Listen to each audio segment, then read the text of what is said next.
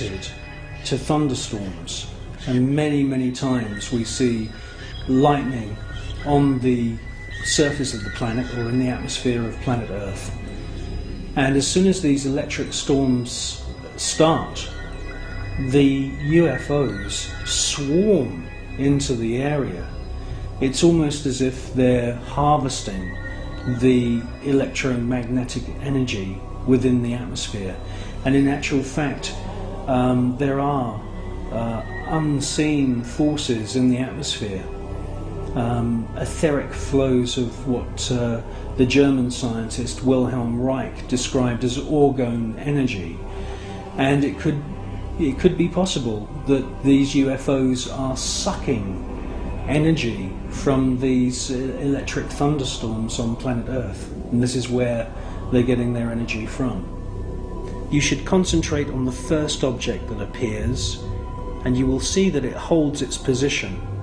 Many TV stations have actually broadcast this STS-80 footage, but they only show you the few seconds of the large glowing orb coming from the lower atmosphere.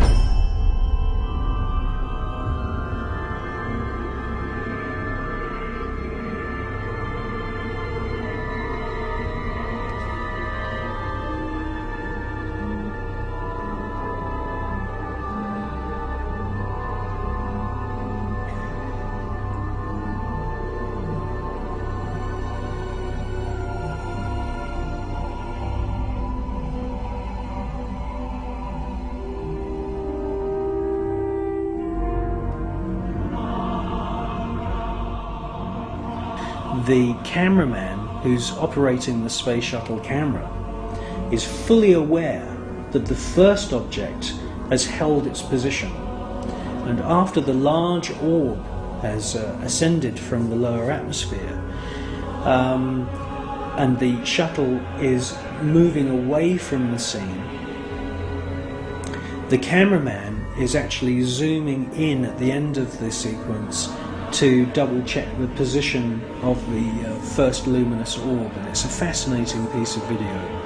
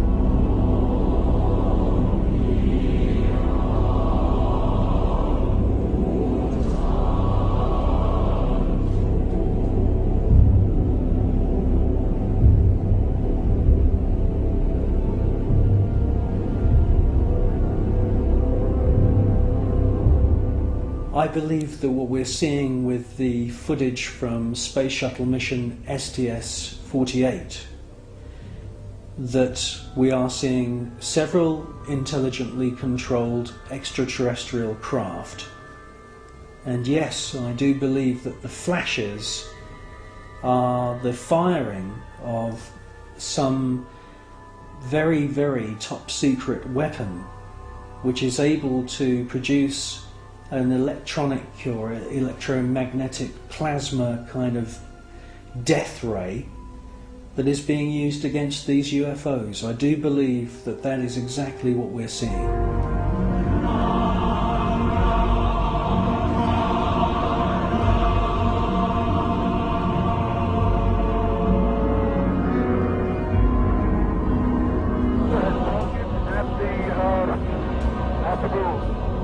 The tether has broken. It is going away from us. Get it on the TV. TV. Tether has broken. Copy. The crew can see the tether and see the satellite. It's beautiful.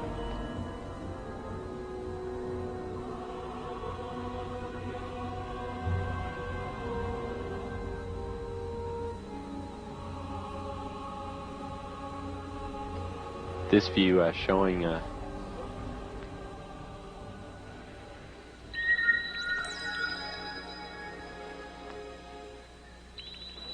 satellite. Again, just moving into sunrise. 81 nautical miles now from Columbia.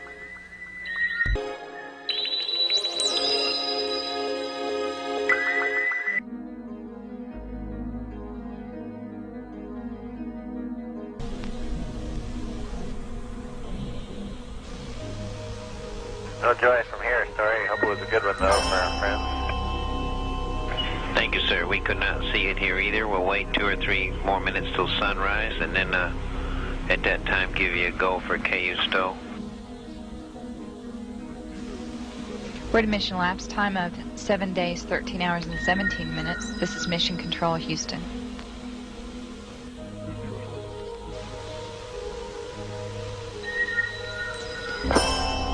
The Mir space station is now visible on the far left-hand side of the screen, about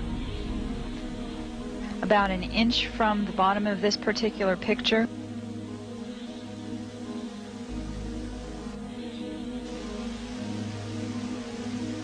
Okay, the Mir space station is the small flashing light in the center, about an inch from Camera Charlie on a monitor. the left-hand side of the screen. It's slowly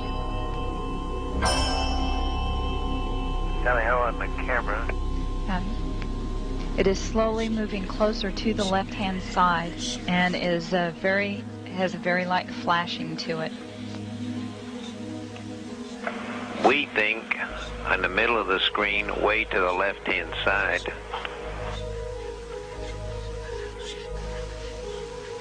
We think you can see a flashing light just a little bit to the left of the center of the screen, very faint.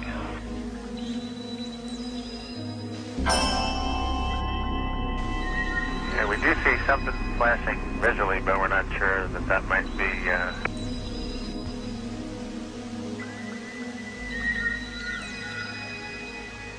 This is Mission Control, Houston. Once again, we believe we were just able to spot the Mir spacecraft as it flies about 850 nautical miles behind us.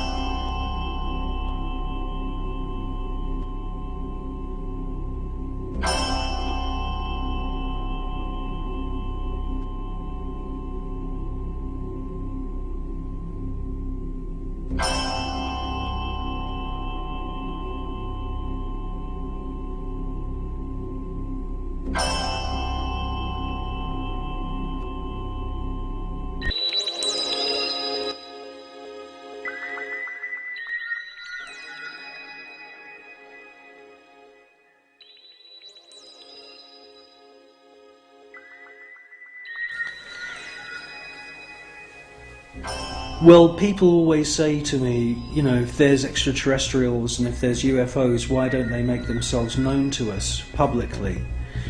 Well, I think with the space shuttle mission STS-80, that's exactly what they did do.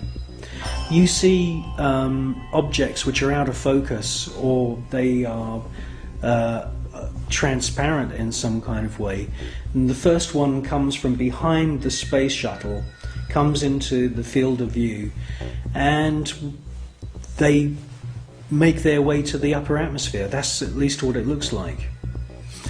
It's joined by many others, and you get a kind of rough circular formation appearing. And then you get the piece de resistance, the last orb comes into the center of this formation, and as soon as it finds its position, it lights up. And then you can see a sort of dance of lights around this formation. Now, this suggests to me incredible intelligence. It suggests to me that they are saying, look at us, look how clever we are. And it's a astounding piece of footage.